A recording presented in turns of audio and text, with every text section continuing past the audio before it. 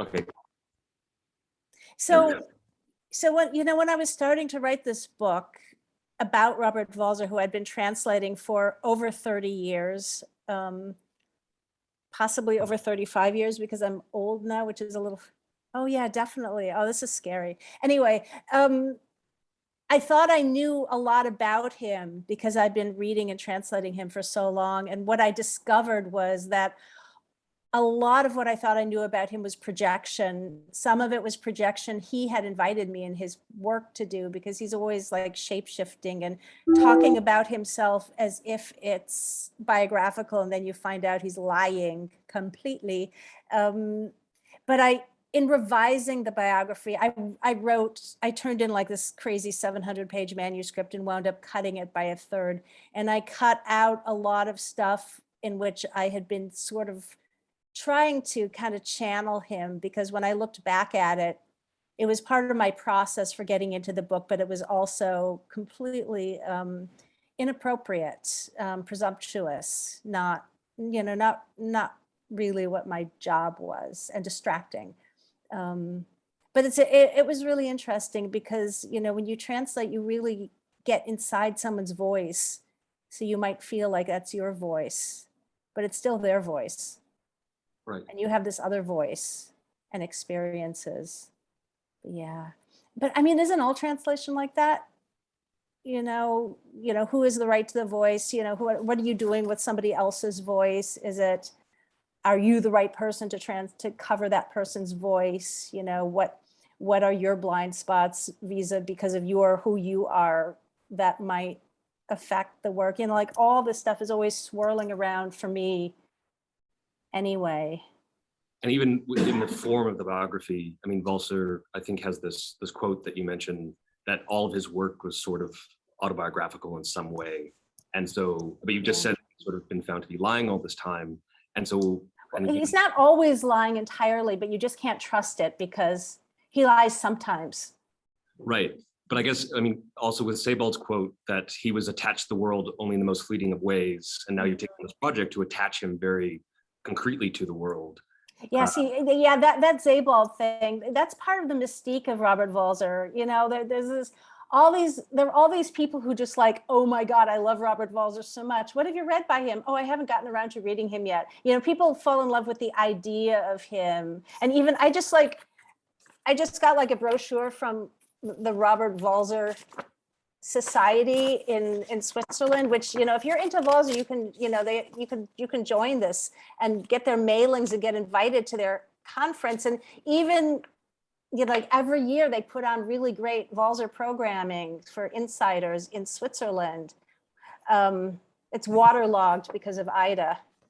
The post office must have gotten drowned like so many other things here in New York, which was a bad week. But talking about even the Walser Society pros are saying the great writer who before his solitary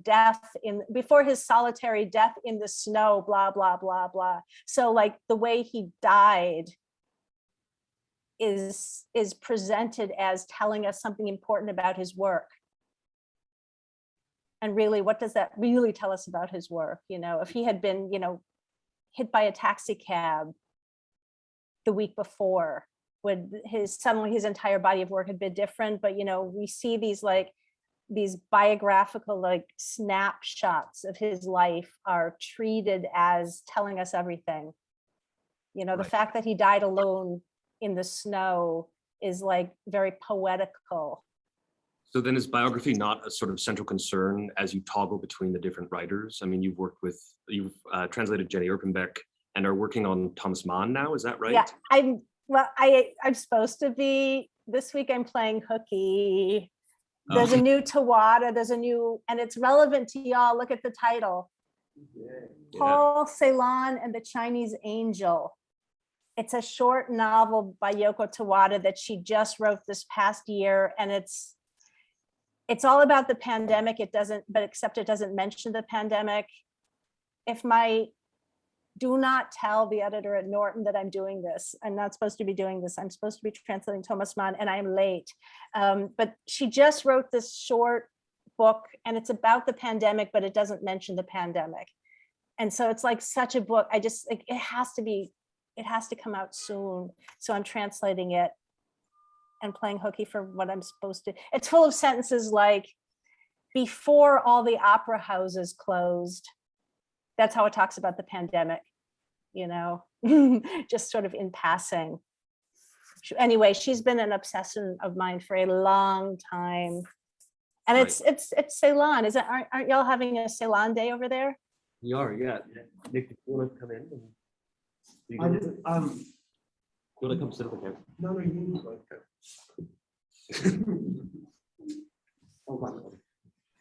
I love the sofa's hot seat. Howdy. What's the rapport with Ceylon in the Tawada book, the novel? What's Or the is what it- of Ceylon? The connection? Yeah. What's the connection? I'm interested. Okay, so first of all, Yoko Tawada loves Paul Ceylon and has been obsessed with him forever. I mean, she wrote an essay about his Japanese translations that I translated, which is floating around online somewhere, you know, that like 10 years ago. The plot of this book is that a young guy in Berlin is trying to make up his mind whether or not to travel to Paris for a Paul Ceylon conference. That is the plot. But the book is full of Ceylon everything. It's especially intersecting with the book Thread Sons, Fadenson. And there's I picked out a really great example to show you ways in which Ceylon, you know, the work shows up because it's a very experimental thing she's doing in this book. But the reason there's the Chinese angel is the main character's interlocutor, who may or may not be a real person, but she's playing with the notion of the meridian. And so the meridian, as you know, is important for Paul Ceylon. It's also a concept in acupuncture, in traditional Chinese medicine. And so the Chinese angel of the character is somebody who is a Parisian of Chinese extraction, whose grandfather came to Paris in the 1960s, who was a physician to practice acupuncture there. So, and that grandfather character became obsessed with Paul Ceylon, who was publishing in magazines in Paris and would see him around Paris, and had sort of annotated Paul Ceylon's very scientifically driven poetry, especially in these, you know, these late poems, you know, specifically like Thread Son. So the conceit is that an acupuncture practitioner is tracing out the acupuncture themes in Paul Ceylon's poetry. And so that's all in there. Opera is in there. There's a character called just the opera singer, who just kind of, a woman who just kind of walks around through the book and is a obsession point. There's a lot of singing. The thing is kind of glorious, but let me give you one example. I mean, Ceylon is talked about because this main character who, you know, we don't learn much about him. He's been laid off work because of the pandemic, but the book never says so. You just kind of glean this. And he's thinking about Ceylon all the time and talking about Ceylon with his possibly imaginary interlocutor. But there's like one point where the interlocutor is telling him about the Neinbaum, the no tree. And it's a tree that you can ask any question, a million questions, and the tree will answer differently every time, but the answer is always no. But a different no every time. Yeah, presumably, yeah. So there's this no tree, which the character then said, oh, this sounds like something out of Zen Buddhism, like it's a koan or something. But the concept of the no tree, which is just described, talked about in passing, comes from a line of Ceylon, and here's my volume two of the collected works of Ceylon. And it comes from poems. Hmm? Are these the later poems? This volume 2? Yes, these are the later poems. And so this is Thread Sons, which is, I think, 1968 or 67 or 68. It's late. And there are lines in here. Blättert im hoch oben erblühenden Nein in der Krone. I'll read this once or twice more in German, then I'll give you a quickie English version. Great. Blättert im hoch oben erblühenden Nein in der Krone. So we start with a third person verb that doesn't have a good antecedent. So the verb blättern is a made up verb. It just means, it's from the word blatt, leaf. It means to have leaves, to get leaves, to become covered with leaves, to flap around like leaves, it's just to leaf. So there's a third person indefinite subject that leafs in the high above blossoming no in the crown. Didn't I see someone wearing a crown in this shot? Anyone with a crown? Didn't I see a crown earlier in the background? Anyway, maybe, it was the Chinese angel, my imaginary person. But crown in German can, means a bunch of things as it does in English. It can be the crown of a tree, a crown that you wear on your head. And so, she took the image of the no tree, which there is no no tree in the Ceylon poem, but there's the sense of blossoming, leafingness with a no in it. I'm wondering about this thing where you see with the crown and the different, semantic meanings that it can take on in the different text in German and in English. And in some of your writings on translation, you talk about how it's important to find, I guess, a historical context for the right word you're picking. Like when you're sort of translating Ceylon, you have to find a word that would fit sort of Ceylon's time, or same thing with Walser. So does that come into play with this crown question? Because the crown does have very specific meanings in different contexts. So which one, how do you pick? Well, you don't have to pick, because that's one example where you fortunately don't have to pick, because crown in English has this multivalence. Right, okay. As in German, there's all these heartbreaking cases where you do have to pick, or, since y'all are interested in experimental approaches to translation, maybe you don't have to pick, maybe you can have several. I've translated one word with multiples. Yeah. Oh, like here's an example, Kafka's Metamorphosis, the end of Act 1, where the father has just kind of violently driven Gregor Samsa back into his room and slams the door. It's not a verb, it's a noun. But the father gives Gregor a adjective Stoß, and to push him into the room. And Stoß is the German word. It can mean in English a push, a shove, a thrust.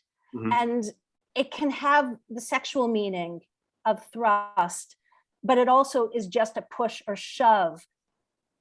And if I had if I had to pick one, if I had translated it with a thrust, it would have been so much more in your face in English than it was in German, maybe too in your face. So I did it both. I broke up the whole chain of adjectives, which in English, a big problem that you have when you're translating is from German to English, is that the German words are longer and have more syllables. And so descriptions take longer and have more time to get a rhythmical momentum going. Whereas in English, the words are on average shorter, and things can happen too quickly and undramatically. And I think of Kafka's Metamorphosis as a very melodramatic text. And so I wanted to have high drama. And so I doubled I had broke up adjectives, adjective, push, adjective, thrust, is that experimental, or is it just, representing what was there? I don't know. That's a very good question. We've always tried to figure out what is experimental, what's translation. Y'all are in Canada. Are y'all fans of Aaron Murray? Yeah. you know, if somebody asks me what I think of when I think of experimental translation, like this book is the first thing that comes to mind, always, or Well, often. we just did a sort of a workshop with Paul Celan text, like a homophonic translation workshop. And it made me think of what we were saying about voice earlier, and, you know, the translator's voice in the translation and how that really works. And one of the participants, or several of the participants, said things like, you know, because we're working with homophonic translation and we're not focused on sense so much, what comes out in the English homophonic translation is almost like a personal semantics, because we can't help but put ourselves into that text. And I'm wondering, That's like a Ouija board. you think the message is coming from outside, but really it's coming from inside. Right. How do you negotiate between projects at the same time? Like, I'm in trouble. I'm also like starting the semester this week, so I don't know. I'm not a night owl, but I was working at 2 a.m. last night just because there's, you know, it's too much. And the Tawada, I translated the Tawada this spring because the pandemic was raging and my dad was dying, and I did not have the wherewithal to deal with Thomas Mann, who is so monolithic and difficult and a very specific. Self-important is ostensibly self-important, but perhaps self-loathing way. It's really complicated. It was just too much for me to deal with psychologically. And Yoko had just written this insane book that felt like to me that it was like addressing the pain and complexity of the moment. And so I just sort of dropped everything else in my life and worked on that when I wasn't eating, sleeping, or teaching. So now I'm revising it. I did a draft of it. Now I'm revising it quick because my editor at New Directions, who had told me she wasn't going to have time to publish this for a while, has now said, hey, I might be able to squeeze it in right away. So I'm like, I have to revise it right now and convince her to publish it right now. So I'm sprinting. will it be difficult to go back to Thomas Mann? No, because I've only been sprinting for a week. This is like, you know, it's a 30,000 word book. I'm just trying to get it revised in 2 weeks. So far, it's been a week and I'm half done. So I might make it if I can continue to get by without the sleep. But sometimes, I find that working on something to exhaustion unleashes other things in the brain. Sure, pushing it to the limit. Yeah, I mean, I for one cannot do it in a sustained way for a long time, but occasionally, like a sprint. Yeah.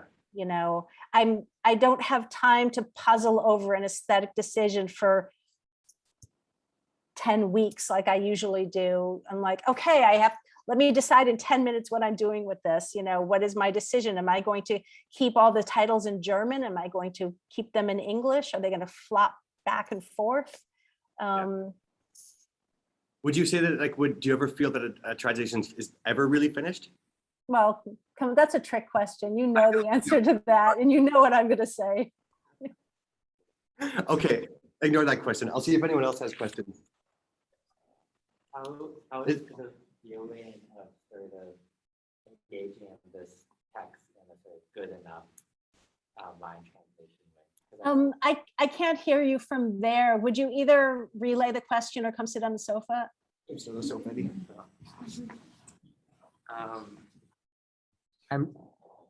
Because you write a lot about, your sort of perfectionist way of translating to produce really strong aesthetic. That was before the pandemic. Yeah. I'm just really interested how you feel sort of the good enough line translation intersects with translation as a way to live life, translation as a sort of therapeutic practice. Oh, I love that question. It is therapeutic, I mean, I picked up the Tawada when I needed some therapeutic help. And it was because her worldview was speaking to my particular distress at that moment. Like Mann just made me feel awful because he's writing, from this like imperialist point of view, and he's pretending that the world is whole. And if anybody ever thought the world was whole before and they still think it right now, then I don't know what to say to help, because the world is so obviously not whole, and it's been so obviously not whole. But Thomas Mann is, a fun fact about The Magic Mountain is that during the period when that book was in progress in German, the 1918 influenza epidemic ravaged Europe, including Thomas Mann's household. One of his kids got sick with the influenza, and fortunately for the Mann family, survived. But people were, more people were killed by that flu than the actual military conflicts in that period, which is crazy to think about, And so Thomas Mann is writing this book while he's writing about tuberculosis. Influenza is killing everybody around him, killing a lot of people around him, including in his close circles. And he doesn't mention the pandemic once in his book. In fact, it's set in a tuberculosis sanatorium in the years right before World War I, and he ends the action the first year of World War I, before the pandemic. So he bracketed it out on purpose. But can you sense it under the surface of the book? Maybe, but he's like, let's just say nothing's happening. And that's kind of hard. That's kind of hard to live. I think I forgot your question though, and I don't think I answered it. Did I? Would you say it? Tell me again. I'm sorry. No, it's all right. Yeah, no, I mean, that was a wonderful answer. But yeah, I was curious about how just this experience of translating through the matrix of the good enough as opposed to the. Oh, yes. Yeah. Well, I'm talking like I'm doing this in a quickie way, but I will never be the one who's satisfied in the good enough. I'm making myself make a decision quickly, but I will then look at it again. I will see proofs. My editor will see it. I don't believe in this good enough. I don't understand why you would bother to translate if you're not doing it all the way for you, whatever your all the way is, because, something that's indifferently translated is nothing.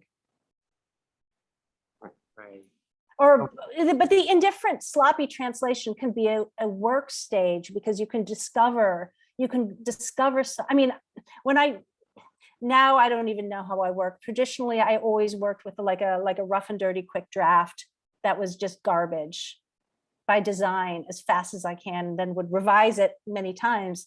But somehow, sometimes the not thinking too hard about it lets your brain discover things that you would not have come up with a more diligent, meticulous approach. So I think that finding any way to playfully get into a project, whatever it is, a homophonic translation, I think, is a great way to make a first draft, because whatever else your translation winds up being, it's going to have some sound awareness in it, which translations done with the cognitive definition obsessed brain often don't have, and they're lacking that way.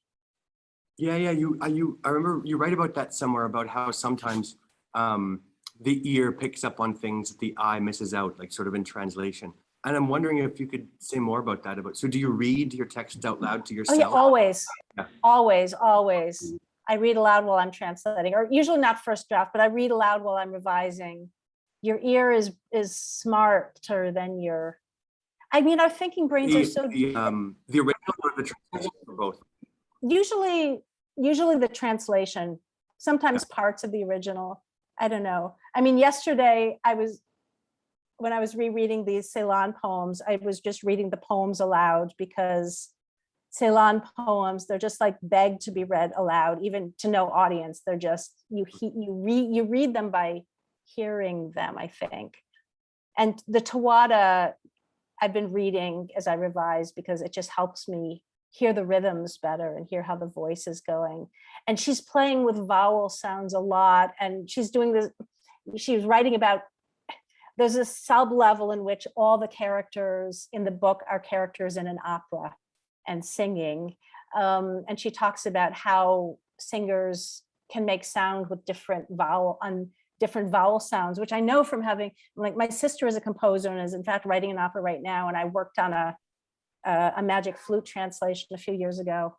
Mhm. I'm doing a new one right now, actually. But thinking about what vowels singers can sing, like there are certain vowels that physically constrict the throat and make singing difficult.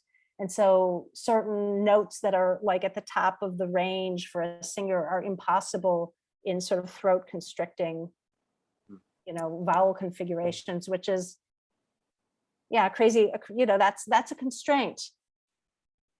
Where do you think sort of revision plays in with the sort of homophonic or the sonorous? Because we just sort of went through a workshop where sound sort of existed on the level of the first draft, the quick and dirty draft.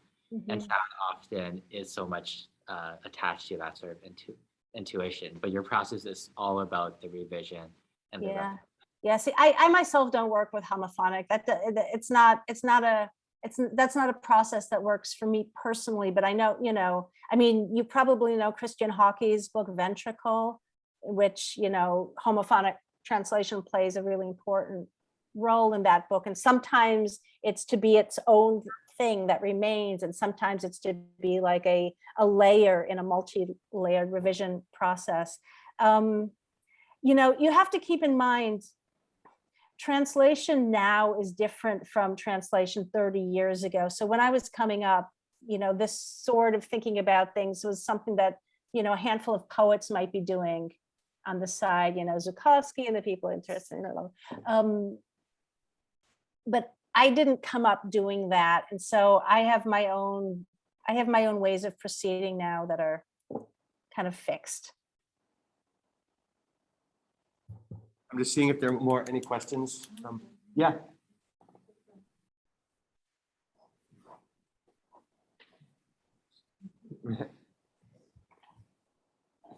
Hi, Susan. Hi. I just was thinking about you saying that about the decision making in translation, and I'm a literary translator too, and it has like struck me that it's all about being decisive, and in the rest of my life I'm not that decisive, but I was sort of wondering whether it has made you more decisive, but also whether your skill of translation, whether you see it lend itself to other facets of life. I'm the person who am saved by the fact that I was able to subscribe to a farm share where every week I go to a church and pick up a bag of produce so I don't have to decide what vegetables to buy. I just subscribe to a service that just gives me something, and that's what I cook. I find decision-making exhausting and traumatic, so that makes the whole translation profession a weird choice. I wrote, back when I was blogging, one of my favorite blog posts that I ever wrote was when, was it Hurricane Sandy was barreling towards New York, and I was sitting in my apartment, terrified, waiting for the storm to come, because I grew up in New Orleans, and so my parents went through Hurricane Katrina, and a lot of respect for what big storms can do. And in my building here in New York, all the New Yorkers was like, come on, it's a little rain, it's a little wind. And everybody, someone from Puerto Rico in my building, there was somebody from Atlanta, and us people from the South were like terrified. But that same week, the New York Times published an essay about decision fatigue. And this is like a scientific fact that making decisions tires your brain in a certain way. And some scientists has found that if your brain gets decision fatigue and you add sugar, if you eat something, the glucose will somehow temporarily fix. This is like when you go to buy a car, and in the car dealership, they make you, they sit you down and make a million stupid choices. Like, do you want your floor mats to be beige or gray? Do you want, you get a barrage of really, really stupid, pointless questions that use up your decision making. And then they ask you the hard decisions that are going to cost you a lot of money if you answer them wrong, right? That's because they know that our brains get tired when we make too many decisions. Therefore, translators like me have to take frequent breaks and snacks. I'm here to preach the gospel of the snack. Yeah. Also, though, I'm like old enough now that my eyes get tired. If I look at the computer screen too long, like I have difficulty focusing my eyes. And so that's like a, middle-aged warning. Okay, step away from the computer. But I'm behind deadline, but I have to step away from the computer. Yeah. But I think, 5-minute breaks are great. But we do make more decisions than, other kinds of writers, I don't think make as many kinds of decisions as translators. We have so much more of this either or. Somebody says suddenly and you're thinking all at once, unexpectedly, we have this thesaurus thinking, I think. Is that because you want why do you think that is? Is it because it's not yours or not ours to begin with, or? Well, but fascinating thing to think. I have trouble with this in my own writing. Like anytime I write below, when I'm revising, I scratch it out and write under. And anytime I write under, I scratch it out and write below. And I still don't know the difference between below and under. And this is in your own writing, not in Well, translation. yeah, both. Both. Yeah. Both. But, writers are so specific. They don't, they may not be consciously doing something on purpose, but every writing has a purpose, whether the writer knows it or not. And, writing that you love enough to translate, you definitely have to believe has a purpose. And, rhythm is everything, and below and under have opposite rhythms, right? It's iambic versus trochaic. So which is going to be the right rhythm here? Right. Oh, by the way, another translation I got really excited about recently, the Maria Devana Headley Beowulf translation that came out last year. It is insane. And if you read it, it will make you use a lot more alliteration than you've ever used before. Right. Do you want to read us a bit? Yes, I want to read you one sentence that has alliteration in it. I know I underlined some of this stuff. Okay, Beowulf bragging about, being able to dive down and like kill monsters underwater. I would not be eaten nor beaten, no skewed swimmer I, no drowned dinner for a circle of cold companions. Circle of cold companions is fish, obviously. No drowned dinner for a circle of cold companions, gobbling my guts, glutted on my gold. At dawn, I surfaced in a slurry of scales, floating flotsam where formerly there'd been fangs. So Old English apparently used alliteration, like instead of rhyme, to tie together the lines, so it's all over the place, but she's using it for gory effect. Also, she describes dragons. It's really good. Hi, you had a question. Yeah, I was just gonna add on to this theme of decisions. And I was wondering about, like, especially when you're working with something very canonical like The Magic Mountain, other people have already made decisions about lines, and people in the future will continue to make these decisions. So I was wondering, is that any comfort that when you're writing a line and you're worrying about a decision, someone else will deal with that decision? Or is there kind of a competitive something that comes along where you're like, I want to make the decision that no one will ever decide against? That one. It's obviously not going to work, but there's no, come on, it's the magic freaking mountain. There's no point translating it to think, okay, this is going to be the translation for 2022, but like somebody else is going to do it for 2024. No, I mean, I'm trying to roast the thing, but it's the kind of project that it doesn't really make sense to approach without ambition. On the other hand, because it's hard and big and long, and it's 1,100 pages, of which I'm on page 205. You just pray for me. But still, you know, it has both previous translations, I think, are really excellent. This book already has 2 very good translations. I don't think it needs a new translation. So I'm seeing what I can pull out. But I'm also have the advantage, you know, because I'm doing it now. I'm doing it 100 years later. I have the internet, which makes historical research easier. I'm finding historical stuff that neither of the other translators found, because occasionally I'm not looking at theirs while I'm working, but occasionally I'll go look up specific spots. Yeah, but I'm also like putting my own feeling, because there are previous translations, that I feel like gives me freedom to put my own spin on things. So like, all right, here's an example of a spin. In chapter 2, which is sort of the nostalgia look back, the Hans Castorp thinks back on his childhood chapter, there's a scene where he's recalls walking along the docks of the shipyard in Hamburg, and on the docks there are these piles of what he calls colonial products.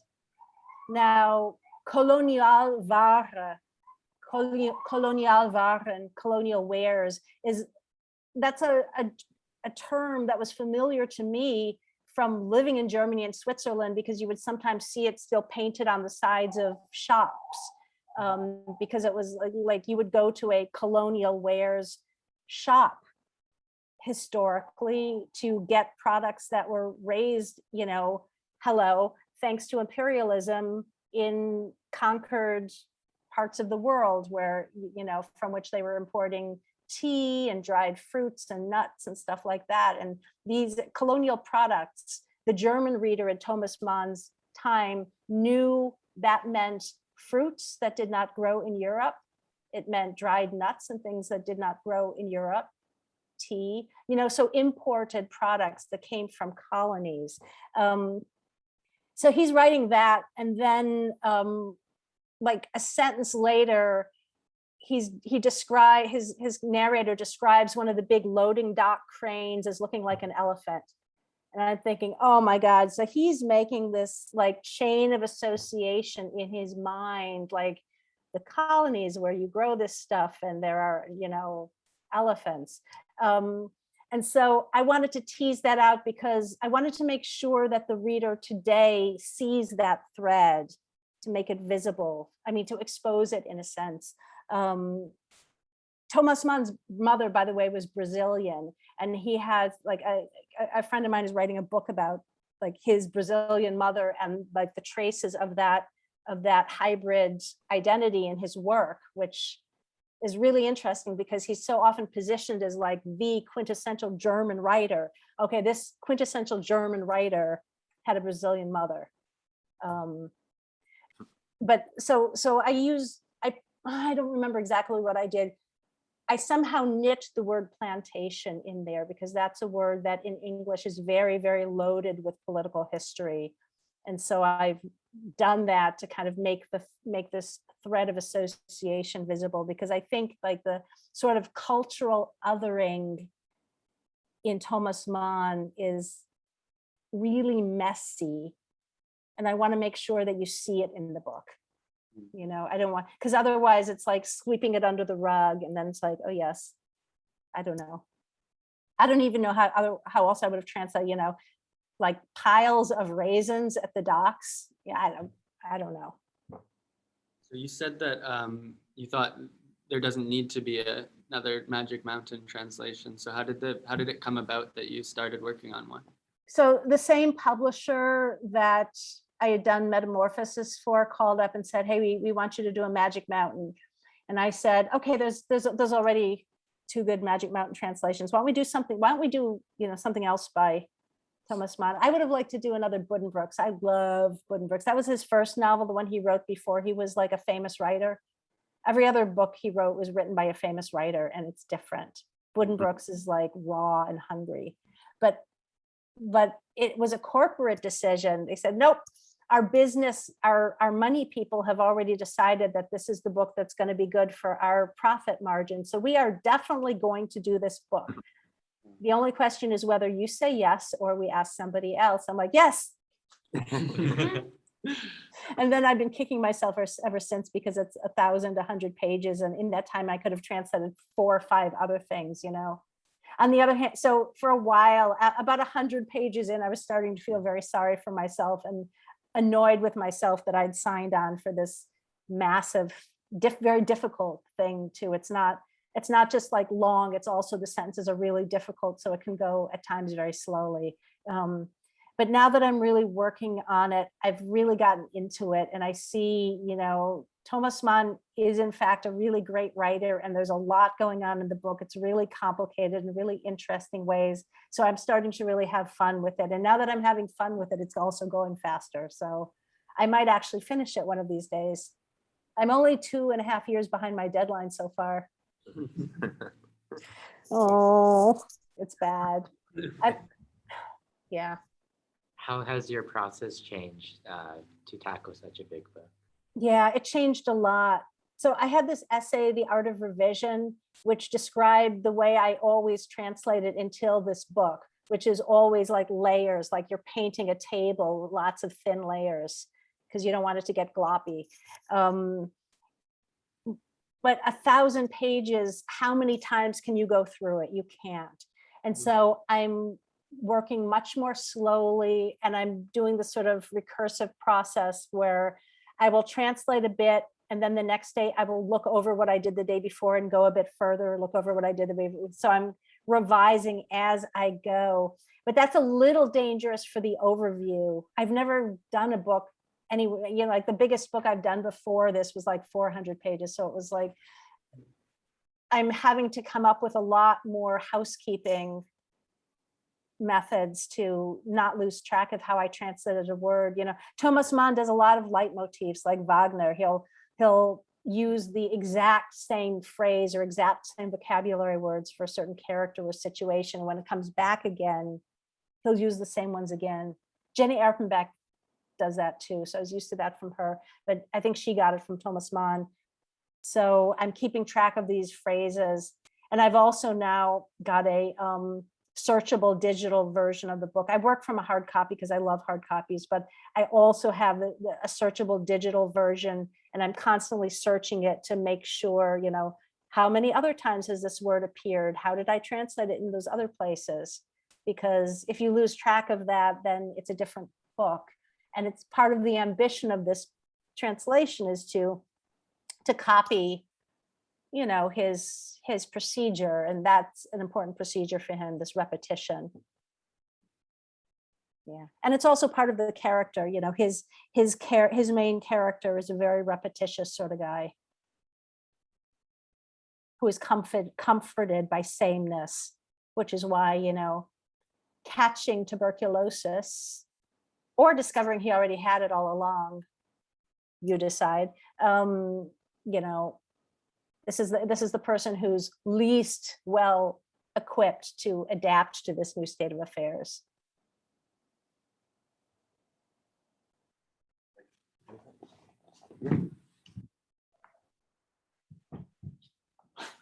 Hi again. Hi. So yeah, we're just sort of nearing the end of our time, and was wondering if there were sort of last thoughts to give to, some of the people in this room are working translators. Some of them are people who are interested in translation, but don't necessarily have a practice. And I'm just sort of curious what sort of guidance or wisdom you would have to pass on, if only in the sense of sort of when you are reading something in translation, what sort of gives you a jolt? You've given us the great example of the Beowulf, but just maybe a kind of general thoughts on that. Sure. I would say, in my experience, when I'm disappointed with a translation that I'm reading, it's not because it wasn't accurate enough. Although, if I'm reading something translated from German, I can't help back translating in my head, as I'm sure every other professional translator in the room would agree. But I think the most important thing is always to remember that you're a writer, and that you find a way to remain a writer while you're translating, which is hard because, you know, the moment you start flipping back and forth in dictionaries, it turns on different parts of your brain than the writer brain. And that's why I think actually like homophonic translation and other sort of experimental, like, can I translate, you know, every word with a word that begins with the same letter or some, you know, just any of these silly constraints are useful because they turn off the thinking part of your brain, which is hyperactive in translators, but interferes with good writing. I mean, and by good writing, I just mean, you know, fully actuated, rich, interesting literary production. So, you know, anything that you can do to inspire yourself to freedom. Also, what I tell my students all the time, when in doubt, exaggerate. Any effect that you see in the text will become weaker in translation. So exaggerate it.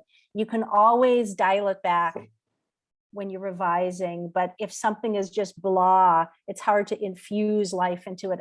You know, it's much easier to take something that's too wild and too experimental, if you will, that has too much energy, and to scale it back, dial that down. But yeah, I mean, translations that have life. The other thing is always remember why you're translating something. Why did you pick this project? What is it about this text that made you want to translate it? You know, where's the love? You know, how do you make somebody else love the thing that you loved? And sometimes it, you know, you may have to get away from semantic perfection to do that. Thank you very much. That's Yeah. great advice. And if anyone, I think we're just about finished. So if Okay, you well- say goodbye. Bye, everybody. It's great talking to you. It's great to meet you. I wish I were there in person hanging out with you on an island. Yeah. Yeah. Oh, that sounds nice. Come by sometime. It'd be great. Next time I'm in Toronto, give a call. All right. Y'all stay safe. Stay safe. As well. Translate. Good luck with. Thank you. Translate pretty. Bye. Bye.